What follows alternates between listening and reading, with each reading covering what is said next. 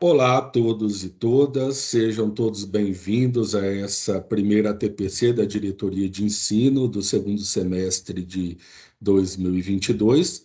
Eu sou Fabiano, professor especialista em currículo da disciplina de História, e desde já quero agradecer a participação dos meus colegas de trabalho, né? Os professores especialistas em currículo, Tiago, da disciplinas de Filosofia e Sociologia, a Claudineia, da disciplina de Língua Portuguesa, e a Nicole, da disciplina de Geografia, que me apoiaram, né, na elaboração, na estruturação e organização desse momento.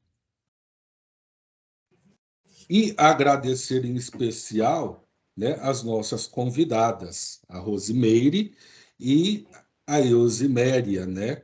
Respeitosamente, carinhosamente, Meire e Zil. Sejam bem-vindas, meninas, a esse encontro. Obrigado por disponibilizar o tempo de vocês e por virem enriquecer esse momento, tá? E quero desejar também que todos, né, os educadores tenham tido um bom retorno após as férias escolares, né, um bom período de acolhimento e que tenham descansado também. Bom, nessa primeira TPC,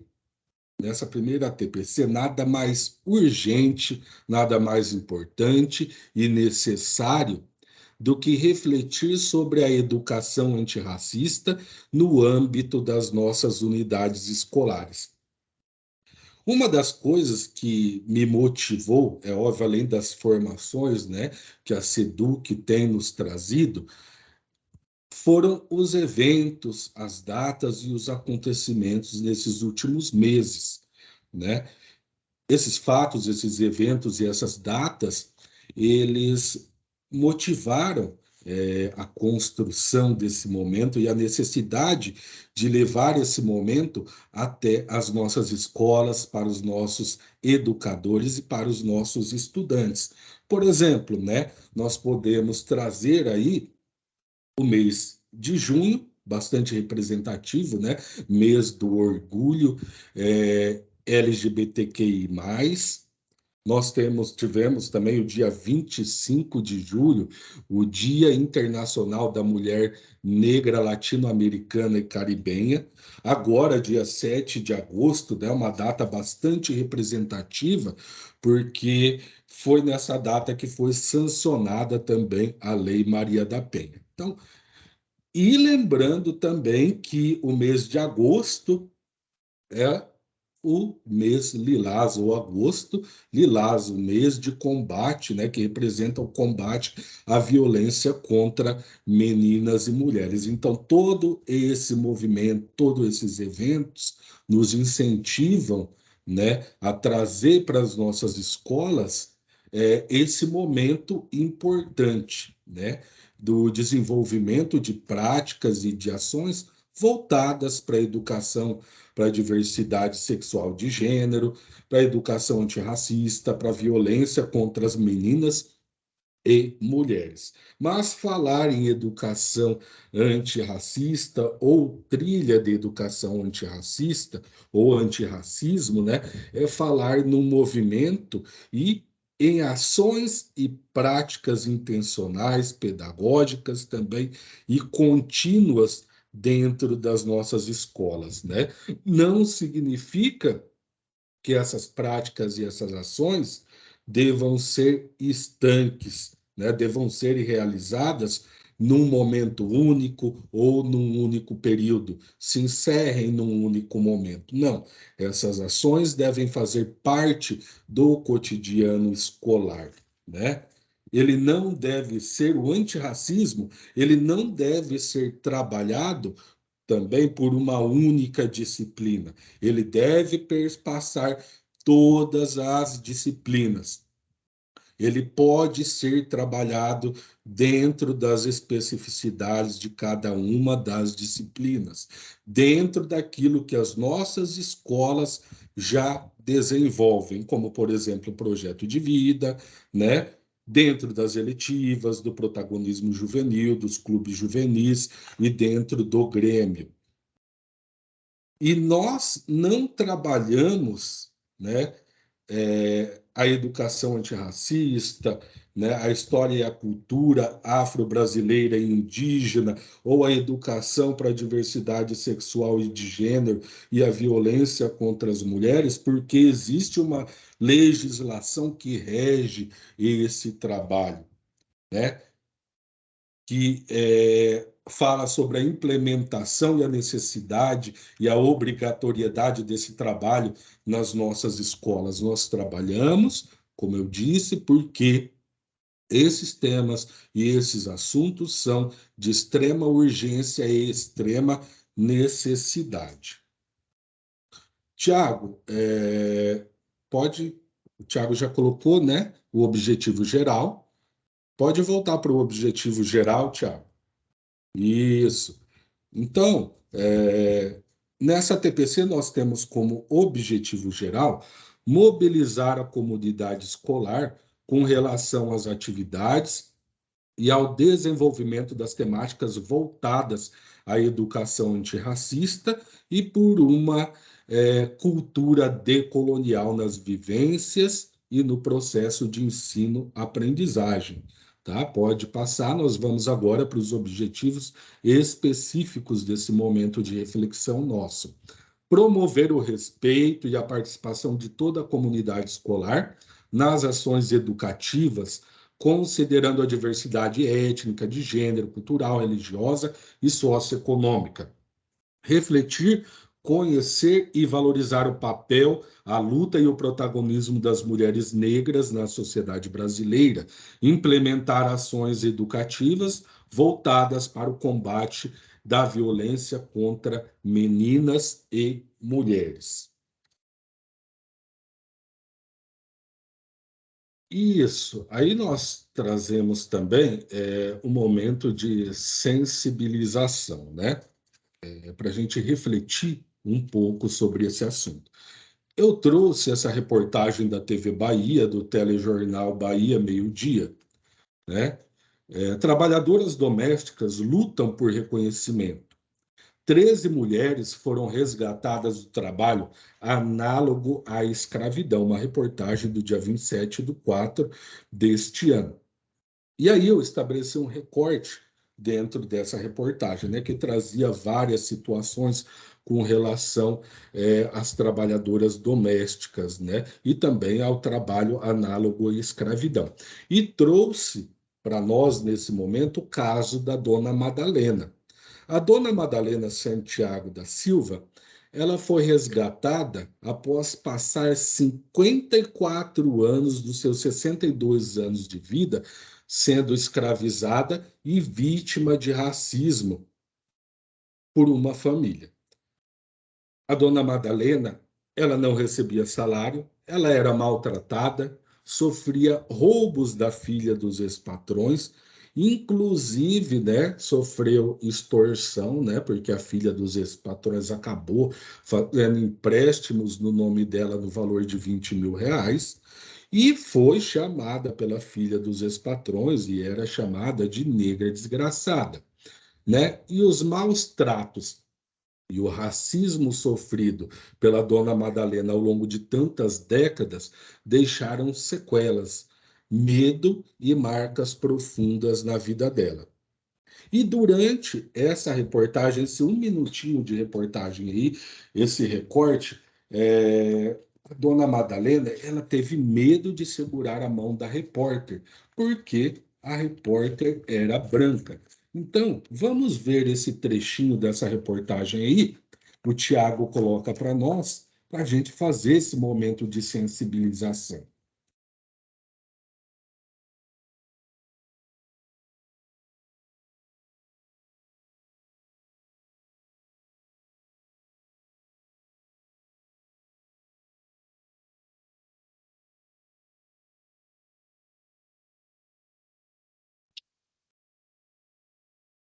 Eu fico com receio de pegar na sua mão branca. Mas por que você... Mas você tem medo de quê? Não, porque eu vejo sua mão branca, aí eu pego a minha bota em cima da sua, aí eu acho feio isso. Sua mão, deixa eu te dizer aqui.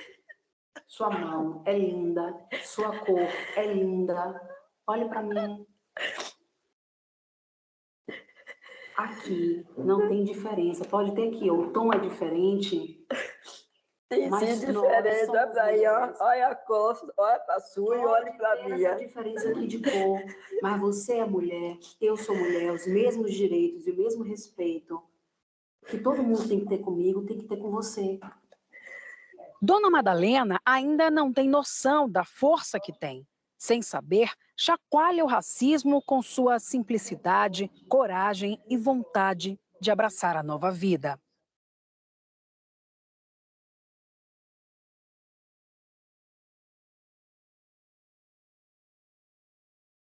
Muito bem. Eu falo que toda vez que eu vejo esse depoimento da dona Madalena, essa situação, eu acabo ficando triste, impressionado, revoltado, né, pela situação que ela vivenciou. E eu digo que em 1 minuto de vídeo, né, cabe inúmeras informações, cabe, infelizmente, séculos de história da civilização brasileira, né? E aí eu penso na história da Dona Madalena e relembro da nossa história, né? Dessa triste história de escravidão, né? Era um dia de, era um sábado chuvoso, uma noite de sábado, e após as denúncias, né, com relação à filha dos ex-patrões, né, e com relação à situação da dona Madalena, é óbvio que a patroa, né, resolveu mandar ela embora. E era um sábado à noite, e a patroa passou pela dona Madalena com uma bacia d'água e ameaçou jogar a bacia na dona Madalena. Foi nesse momento que ela falou para a dona Madalena assim: vai embora, negra desgraçada. Né? E a dona Madalena saiu. A dona Madalena saiu por volta das 9 horas da noite no sábado, debaixo de chuva, parou na rua e se perguntou: para onde eu vou? Né? Ela não tinha um lar e ela não tinha uma sociedade que a amparasse naquele exato momento, que a acolhesse naquele exato momento. E aí eu penso também, né, com relação ao fim da escravidão no Brasil. Milhões de seres humanos, né, foram libertos, né, no sentido, digamos assim, oficial da história, mas nós sabemos que os negros já vinham lutando pela sua liberdade ao longo de séculos, mas chegou um momento, né, que os seus senhores, né, acabaram colocando muitos deles para fora do lar, né, para fora da casa dos senhores, para fora da casa grande, para fora das suas fazendas, e eles saíram pelos campos, pelas ruas, pelas estradas, sem destino, sem amparo, sem uma sociedade que também os acolhesse. Então, gente, a história ela acaba se repetindo. São tempos diferentes, épocas diferentes, situações diferentes, mas infelizmente isso ainda acontece, né? Existem milhares e talvez milhões de Madalenas pelo Brasil afora, né? Daí a importância desse nosso trabalho junto aos nossos estudantes, ok? Bom, pode passar, Tiago, para o próximo slide. Isso pode subir. Nós temos também, né? Eu gostaria que vocês refletissem mais na escola e que dialogassem mais aí na escola sobre esse vídeo, sobre essa sensibilização e sobre essa situação. Bom, vamos refletir agora com relação ao antirracismo dentro das práticas pedagógicas, dentro do cotidiano escolar. como nós, educadores, podemos desenvolver em nossa prática docente um trabalho com foco no antirracismo, na educação pela diversidade sexual e de gênero, na educação decolonial, na violência contra meninas e mulheres e no combate às práticas racistas dentro da escola. Pode passar, Tiago. Isso, agora, para não estender, né, não dá para a gente estender muito as discussões nesse momento, vai ficar para um momento mais apropriado, né? Nós teremos formações presenciais, então nós podemos ampliar essas discussões, essas visões.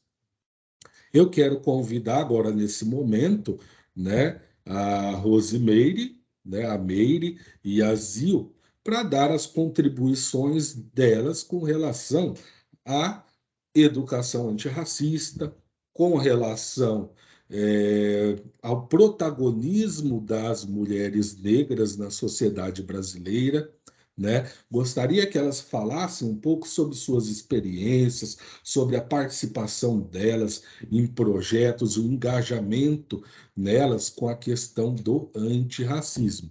Então, meninas, fiquem à vontade, obrigado mais uma vez por possibilitar também esse momento, esse encontro, ok? Vou dar a palavra para vocês. Quem entra primeiro? A Meire?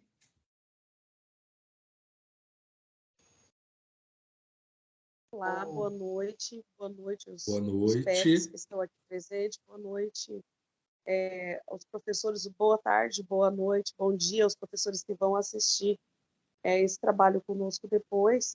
Eu vou falar numa segunda oportunidade, a Zil vai iniciar falando de um assunto que ela domina muito bem, que é um empreendedorismo, empoderamento da mulher negra na sociedade. Na sequência, eu vou continuar falando sobre letramento racial nesse contexto da mulher na sociedade brasileira. Boa noite, boa tarde, né, no momento que vocês estiverem conosco. Eu sou, como falou, a Zil Silva, de um jeito carinhoso. A foto que consta aqui, a imagem é da Associação Ganga Zumba, que depois a Meire falará um pouco mais, que é a nossa presidente da associação. Eu sou sócia fundadora e voluntária da Associação Ganga Zumba, onde estamos com alguns projetos, né? Entre eles o Cash Black, tem outros projetos também que estamos em estudo do letramento racial, que é algo que a Meire domina muito e estará falando depois. E eu estarei levando para vocês o protagonismo da mulher negra, né? A minha experiência, onde eu cheguei e aonde eu também quero chegar. Mas para nós abrirmos um pouco a respeito do protagonismo da mulher, eu quero passar agora um vídeo. E antes desse vídeo, só quero dizer que hoje eu sou coordenadora administrativo-financeira de uma cooperativa de crédito aqui em Adamantina, além de ser a voluntária dentro da ação. E também sou fisiculturista, que é um esporte hoje que não tem atleta preta, então é algo que a gente está indo além. E então quero, em cima disso, iniciando com esse vídeo, e depois falarei a respeito das minhas experiências e aonde nós, mulheres, podemos ajudar as outras a irmos além do que às vezes nos limitam. Então pode passar o vídeo, Thiago, por gentileza.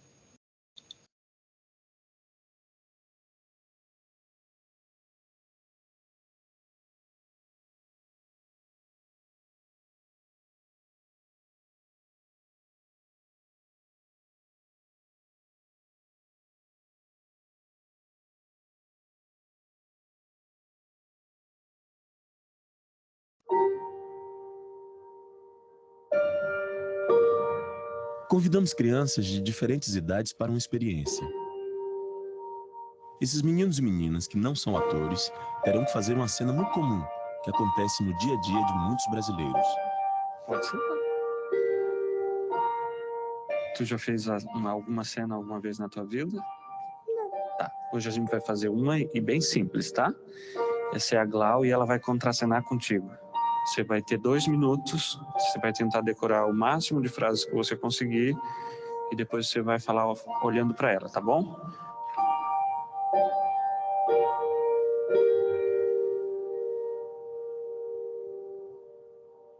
Agora você vai falar algumas frases olhando para ela, tá bom? Quando você quiser.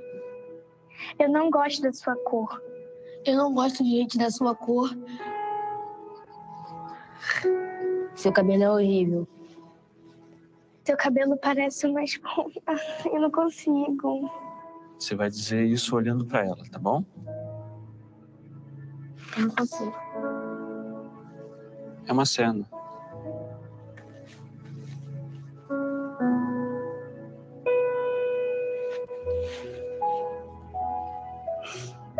A gente está falando racismo.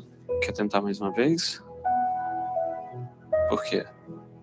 Porque eu não gosto de falar essas coisas. Quer ler de novo? Por que não? Porque eu não acho certo. Errado. É que eu sou da mesma cor que ela. E eu já sofri bullying na escola. E eu também... Eu não gosto de falar isso pra pessoa. Eu me sinto mal. Como é que tu se sente dizendo isso pra ela? Eu sinto que eu tô sendo preconceituoso. Quem você acha que escreveu essas frases? Uma pessoa muito racista. Que acha que é melhor que todo mundo. Todo mundo é igual. Mas não percebem isso. E pra você, o que é preconceito? É você não respeitar as pessoas do jeito que a pessoa é. Preconceito é uma forma horrível de tratar as pessoas.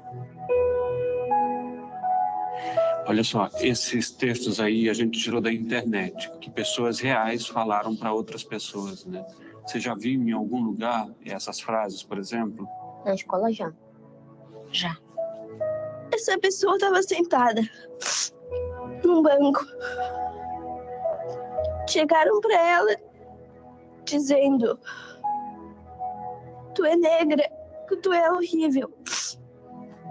Tu não deveria estar aqui. Você conhecia essa pessoa? Sim, porque essa pessoa era eu.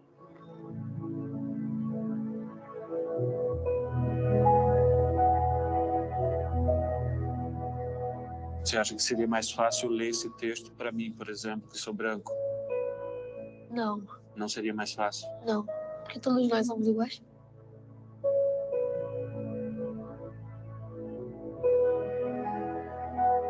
Ninguém nasce racista.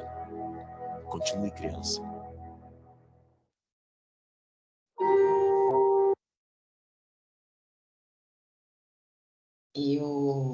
Eu acho que todas as vezes que eu assisto esse vídeo, eu me emociono. E trazer isso aqui para vocês é levar a importância de nós utilizarmos esse momento de vocês em sala de aula, que a criança não nasce racista, né? É no que ela tem de exemplo, né? Dentro de casa, na escola, no ambiente que ela atua. E eu vou compartilhar meu primeiro momento que eu tive quando eu sofri o racismo. Eu tinha 10 anos de idade. Porém, a minha mãe sempre falou 2 coisas. Filha, ser pobre e ser preto não é feio, não é defeito. Respeite para ser respeitado e nunca aceite ser humilhada. E eu cresci ouvindo minha mãe sempre falar isso. E ela sempre falava que é você não ter ética, é você não ter caráter, mas não é a melanina, não é a cor da pele, não é o cabelo afro, não é o cabelo, não é. Então, quando eu tinha 10 anos de idade, tinha uma professora branca e ela levava uma régua, aquela régua grande de costura. E somente eu e mais uma aluna que nós sofríamos com diferenças do jeito dela lidar com os alunos em sala de aula. E aí, no decorrer dos momentos daquele, falando, minha mãe sempre falou que eu tenho que respeitar e tenho que ser respeitada. E isso não está acontecendo. Aí, conversando com a sala de aula, eu falei assim, olha, o dia que a professora Elisa bater de frente e começar a me desfazer da minha pessoa, eu vou bater de frente. Aí todo mundo na sala falou, não, Zil, vamos, a gente está com você. Aí criei força naquele momento e foi dito e feito. A professora veio, me maltratou e eu encarei a professora. E ela me colocou para fora da sala. Só que até então eu estava forte porque toda a sala falou que estaria comigo. E quando ela me mandou sair, retirar da sala, ninguém saiu. Eu saí sozinha. Passou-se um tempo, eu chorando, aí saíram duas amigas, a Cacilda e a Regiane era a outra preta que sofria também, e a Cacilda era porque ela tinha o cabelo que... hoje eu entendo, porque junto com a Meire ela fala sobre a pessoa parda, sobre toda a história, né? Nossa, de negro, parda, tudo. E essas duas alunas saíram e elas falaram assim, não, vamos lá na sala da diretora, nós vamos passar o que aconteceu. E nós fomos. E a diretora, a afinada Maria do Carmo, escutou e falou assim, vocês ficam aqui que eu vou lá na sala de aula e vou escutar os outros alunos e vou escutar a professora. Eu falei, não vai dar nada, né? No outro dia, quando nós retornamos para a aula, a professora não estava mais. Ela foi substituída. Ela foi convidada a retirar da escola porque ela não fazia parte. E por que isso aconteceu? Porque a minha mãe sempre falou do meu valor. A minha mãe sempre falou que não é uma melanina, não é uma pele, é você respeitar. A partir do momento que você não está sendo respeitada, minha filha, é uma outra situação. E eu tive diversos momentos, e aí fui estudando, me formei em administração após meus 32 anos de idade, tenho uma filha com 21 anos, hoje ela faz curso de Direito, ela sofreu muito bullying, por motivo dela ser parda, mas ela tem um cabelo afro, só que eu sempre coloquei muito isso para ela, a importância de que nós, não é uma melanina, não é um cabelo, mas é o nosso potencial, é nós acreditarmos, é nós estarmos juntos e jamais, e ter empatia, sabe? Então, colocar isso para os alunos, colocar isso a cada dia, porque se nós unirmos, aproveitarmos esse momento que vocês estão aí em sala de aula, o momento que você está reunido com a família, o momento que você estiver em um espaço, gente, vamos aproveitar e vamos estar empoderando essas mulheres, empoderando os jovens, colocando que, às vezes, eles não querem levar um currículo em uma empresa, porque aquele lugar não é para mim. E não é assim. Nós temos que estar colocando o quanto eles são capazes. Não é porque, às vezes, fala assim, lá só tem lugar de branco, não tem lugar para mim. Tem. Hoje eu faço parte de uma empresa onde o diretor de operações é um preto. E tem um baita potencial. Hoje eu tenho um cargo dentro de uma cooperativa, de uma instituição financeira que acredita tirar isso, nós acreditarmos, levarmos o quanto nós somos capazes. Então, assim, o que a reportagem passou da mulher, gente, isso acontece muito. Mas eu fui bolsista para eu poder conseguir ter uma faculdade. Lá em Presidente Prudente, eu vendia doces no calçadão. A minha filha hoje, ela que paga a faculdade dela, só que ela sabe o potencial que ela tem, porque eu nunca deixei fazer com que ela não acreditasse o quanto nós temos esse poder, o quanto nós somos capazes, e a gente aproveitar e colocar isso em sala de aula, gente, né? Aproveitar que vocês hoje têm todo esse poder. E em cima disso, não vou estreitar, porque se eu falar mais experiências que eu tive, são coisas assim, que é só mais um tempo, sabe? Ô, Fabiana, acho que a gente conversando antes, eu quero dar abertura para a Meire falar do que eu aprendi também, tendo contato com ela, sobre o letramento racial, sobre as pessoas terem uma maior consciência, sobre uma lei que a gente pode estar levando e levando a consciência das pessoas quanto ao racismo. E a gente também, algo em que tirar isso, porque às vezes nós mesmos, nós pretos, nós acaba bloqueando, nós temos essa total insegurança. É nós levarmos o protagonismo, é nós levarmos o encorajamento, é nós fazermos com que essa melanina nos tornamos assim mais fortes, né? Então Eu vou passar a palavra para a Meire, para ela falar mais e as pessoas entenderem, vocês entenderem aí o que o letramento pode estar agregando muito nas salas de aula. Obrigada. Muito obrigado, Zil. Só rapidinho, uma questão que acho que todos nós conseguimos responder nesse momento, e a partir do relato da Zil.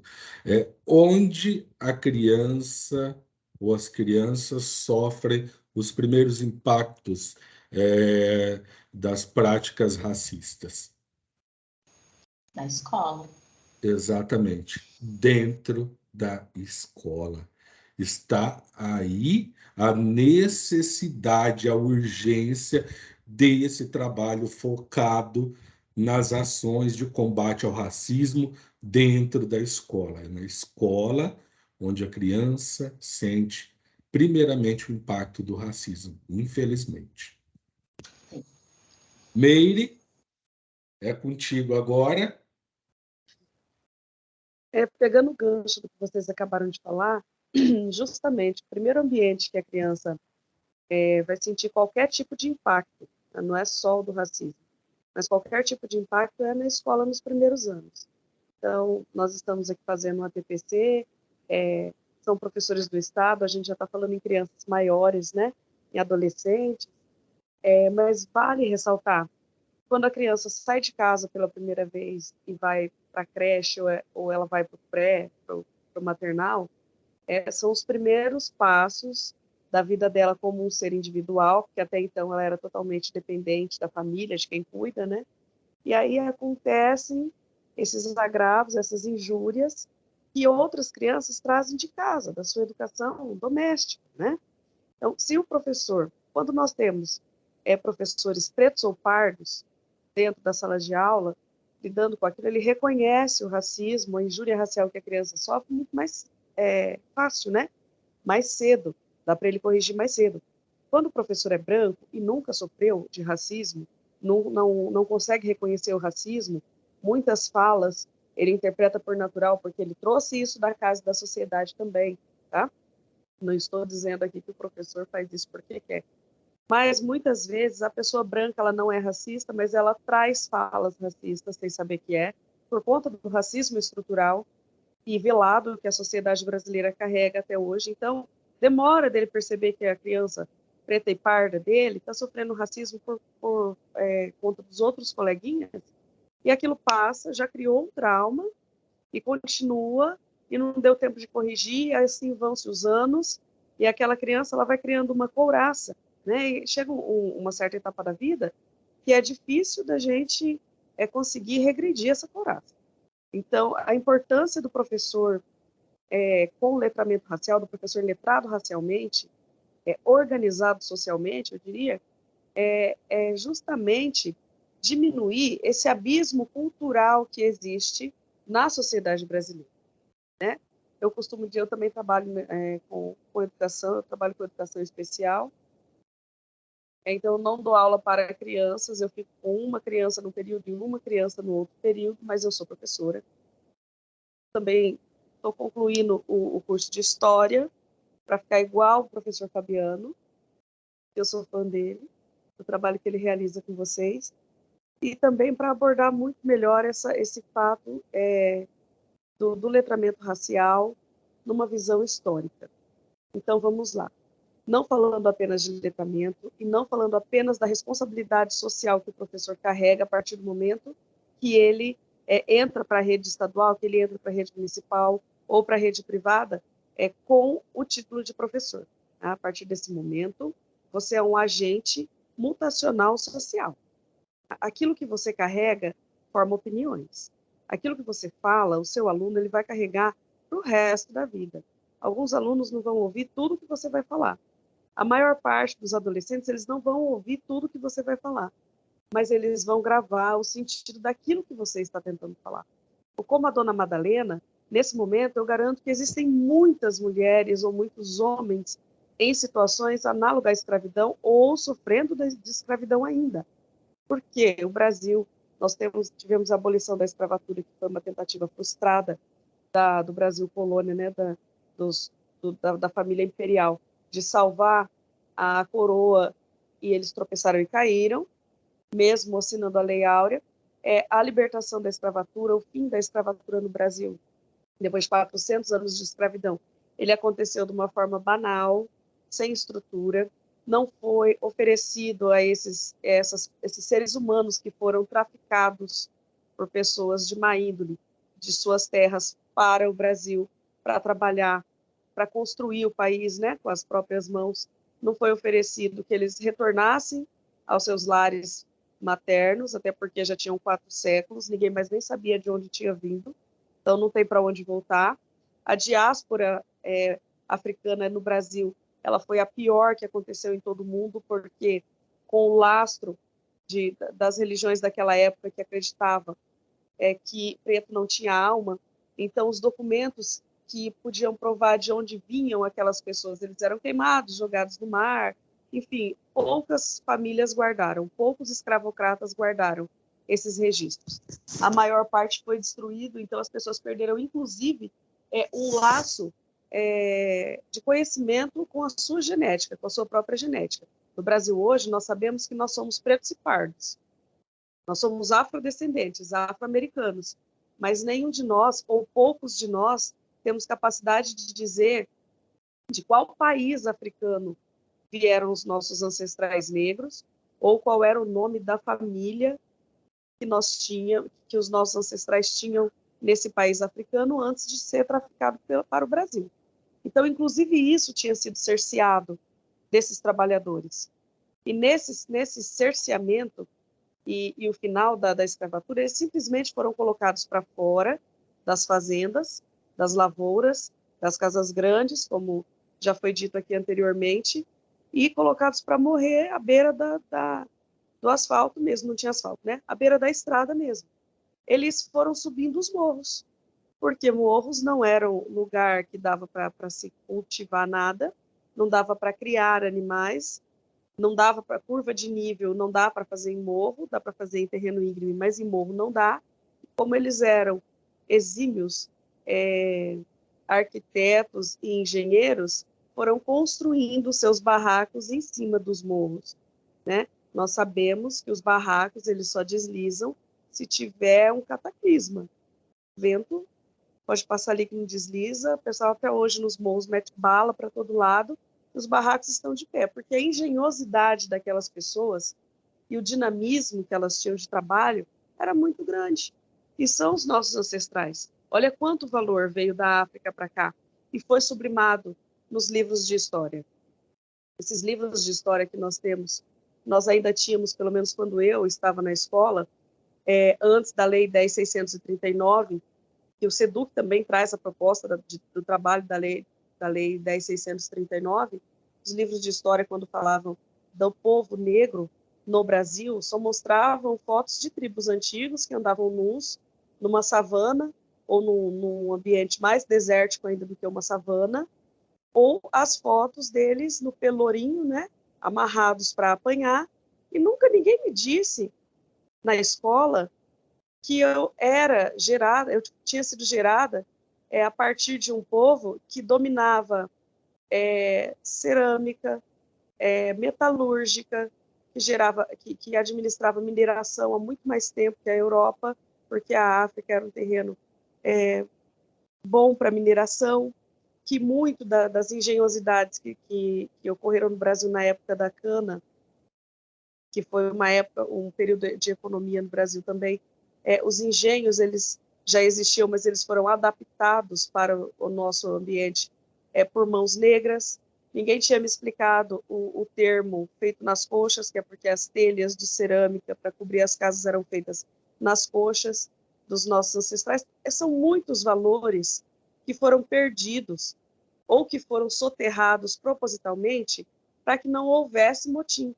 Mas esses motins, essa resistência negra, ela sempre existiu, desde o primeiro navio negreiro que chegou ao Brasil. Antes da abolição da escravatura, um ano antes, os Dragões do Mar no Ceará já tinham obrigado o Estado do Ceará, que naquela ocasião ainda não era um Estado, mas uma capitania, a encerrar a escravatura, o tráfico negreiro.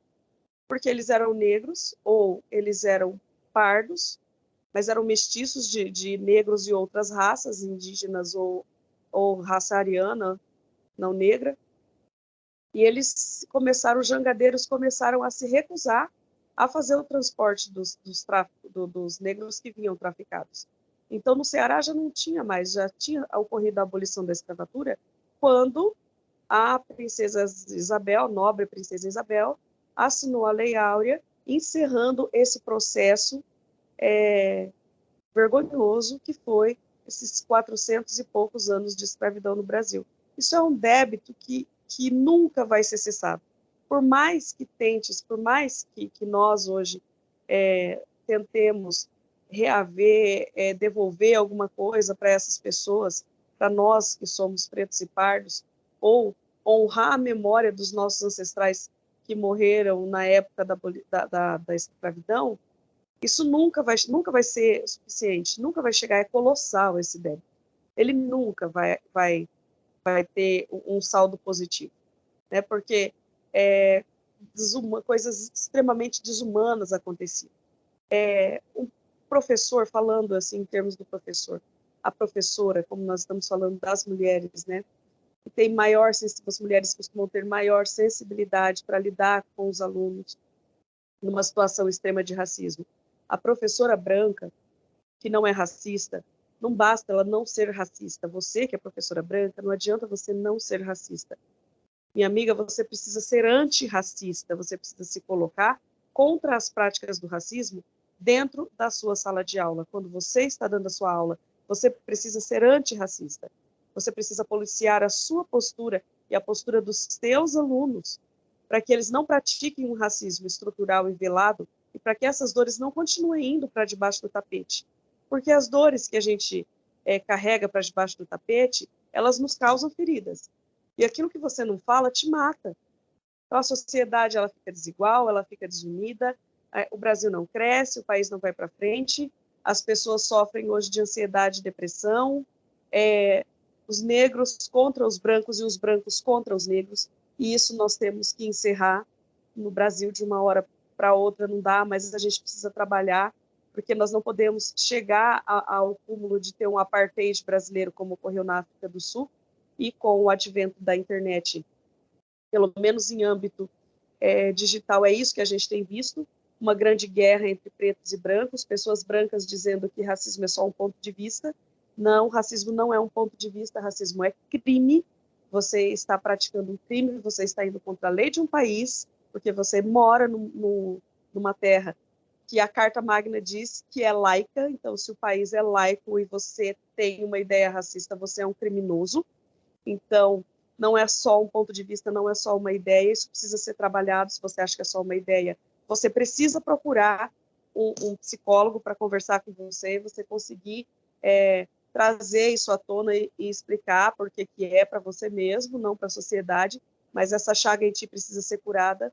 Para aquelas pessoas, professoras que são pretas ou pardas, vocês precisam sair do ostracismo que a sociedade te coloca e que você sempre, mas muitas podem achar que vocês estão à margem da sociedade, do professorado branco, e que vocês sabem menos, ou que vocês se desenvolvem menos, ou que são menos letrados, ou que são menos eloquentes, é mentira. Você tem a mesma capacidade, e você estando à frente, junto com os professores brancos, todos vocês sendo antirracista, pretos ou brancos, dentro da educação, nós conseguimos, dentro de 10 anos, dar uma boa mudada no cenário nacional. Não adianta a gente apenas reclamar, a mudança começa dentro do ser humano. Qualquer mudança começa dentro do ser humano. E nós somos seres adaptáveis. A todo momento nós estamos nos adaptando a coisas novas. Em 1996, eu tinha 10 anos, agora todo mundo sabe a minha idade, né? Eu tinha 12 anos. E não existia pesquisa na internet para nada. Eu ia na biblioteca municipal e eu pesquisava na Barça, né? Todo mundo conhece aqui a Enciclopédia Barça, não tem nenhum novinho aqui. Né? Mas, hoje em dia, as pesquisas são na internet. Olha como evoluiu a tecnologia todo esse tempo. Né? E nós nos adaptamos à tecnologia evoluída. E por que nós não evoluímos moralmente enquanto ser humano?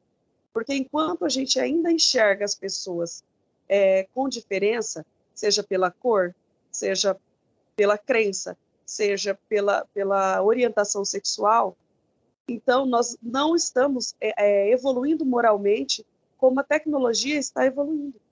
Então, o que adianta nós sermos tão inteligentes digitalmente, tão inteligentes tecnologicamente, com tecnologia o suficiente para explodir um planeta, e nós não sermos evoluídos moralmente a ponto de nos entendermos enquanto seres humanos? E aí eu fico me perguntando, perguntem vocês aos seus alunos, é uma boa prática.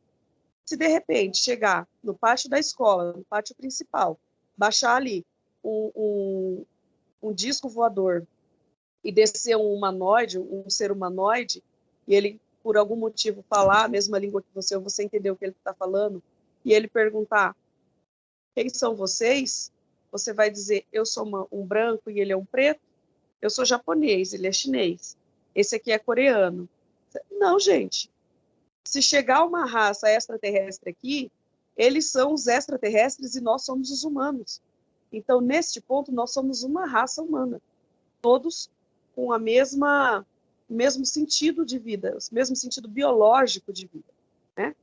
Fenotipamente, geneticamente, nós somos diferentes entre nós por conta da macromelanina, da micromelanina, por conta dos lugares onde as nossas raças se desenvolveram e se perpetuaram, mas isso é só genética. E isso não determina quem é a raça superior e quem é a raça inferior. Porque se houvesse uma raça superior e uma raça inferior, esse dado ele pertenceria à raça que deu origem a toda a humanidade. E a essa raça nós não sabemos a cor. Tá? Nós sabemos onde foi, que era Pangeia, nós estudamos que existiu, que nasceram ali, que foram saindo das águas e foram se criando. Nós estudamos geneticamente algumas coisas, nós não sabemos a cor dessa raça. Ninguém pode dizer que eles eram pretos ou brancos, ou que seus cabelos eram crespos porque tinham mais cadeias de carbono, ou mais lisos porque tinham mais cadeias alcalinas, né? Então, neste caso, esse convite, esse apelo aos professores neste APPC, que é o primeiro do segundo semestre, pelo que eu entendi, sejam bem-vindos de volta, depois desse recesso maravilhoso que vocês tiveram. Eu não tive, mas um dia eu vou ter, né? E vamos pensar como seres humanos, vamos tentar enxergar o outro pela nossa ótica, né? Se coloque no lugar daquela criança, daquele adolescente que está marginalizado na sala porque os outros não querem chegar perto dele por algum motivo. E aí a sociedade pinta ele, no caso dos adolescentes, já pinta de marginalizado mesmo, já colocam nos costas desse adolescente, nos ombros dele, o fardo dele ser uma pessoa fora da lei, dele ser uma pessoa mal educada, dele não ter capacidade de se desenvolver em âmbito educacional, moral, cívico. Tudo isso pode ser corrigido dentro da escola. A educação vem de casa, nós sabemos que a educação vem de casa, mas as habilidades são desenvolvidas na escola, não é isso? Na escola nós não desenvolvemos habilidades, e a sensibilização com o ser humano é uma habilidade desenvolvida dia após dia. É um trabalho que nós fazemos todos os dias, primeiro na frente do espelho, quando você vai escovar os dentes. E depois, quando você sai para fora da sua casa, seu primeiro bom dia, ele já é um trabalho de sensibilização. O que você faz dentro da sua sala de aula, além da matéria que você dá, a sua postura dentro da sala de aula é desenvolvimento de habilidades. Você pode imaginar que não, ou você pode achar que é muito blá, blá, blá, é só uma preta falando, e realmente eu sou só uma preta falando, mas eu estudei muito para falar isso que eu estou falando agora, e eu passei por muitas coisas, para ter certeza do que eu estou falando agora. A sua postura é espelho para muitos adolescentes. Muitos dos teus alunos estão se mirando no seu exemplo. Então, se você dá um pizinho fora, você está conduzindo uma pessoa a ser racista ou a ser antirracista. Então, o cuidado tem que ser esse. Tá? Eu acho que eu falei demais para uma pessoa do meu tamanho, mas eu espero que seja bem aproveitado o que nós estamos falando agora. O Grupo Gangazumba de Cultura Negra foi um coletivo que foi iniciado em 2018 por mim e outras pessoas, com o intuito de esclarecer a cultura negra sem mistificação. Nós trabalhávamos até então apenas com a cultura em forma de arte, e a partir de 2019 nós começamos a trabalhar o letramento racial, fazer formações internas, estudos internos, para poder contribuir com a sociedade, para a sociedade diminuir, diminuir esse abismo social e cultural. O grupo foi crescendo, nós conseguimos nós tivemos algumas vitórias sociais, uma delas é a Casa Afro, que vai funcionar de forma regional, e ela é municipal, vai atender regionalmente concursos que serão promovidos pelo Estado, e o nosso grupo Gangazumba que faz a administração desta Casa Afro. O local está sendo reformado, mas em breve haverá a inauguração. Tá? Hoje nós tivemos que nos organizar enquanto associação para atender a demanda do letramento racial que nós estamos recebendo, para contribuir com a formação de letramento racial e também para contribuir administrando a Casa Afro pelo expertise que o grupo carrega nesta área. E nós estamos à disposição para fazer educação continuada, inclusive para os professores que sentirem necessidade de estudar letramento racial para atender a Lei 10.639 e 11.645. Certo? Eu agradeço a presença dos meus queridos colegas aqui nesse CTPC, e eu desejo que vocês tenham os últimos 6 meses de aula com muita luz e erguendo alto a tocha no alto da glória. Muito obrigado, Meire e Zil. A contribuição de vocês é valiosíssima, né? Infelizmente, o nosso tempo é muito curto, mas nós teremos outros momentos para a gente estar discutindo um pouco mais a educação antirracista, né? E esse trabalho nas nossas unidades escolares. Tiago, só me fala se a gente está dentro do tempo ainda?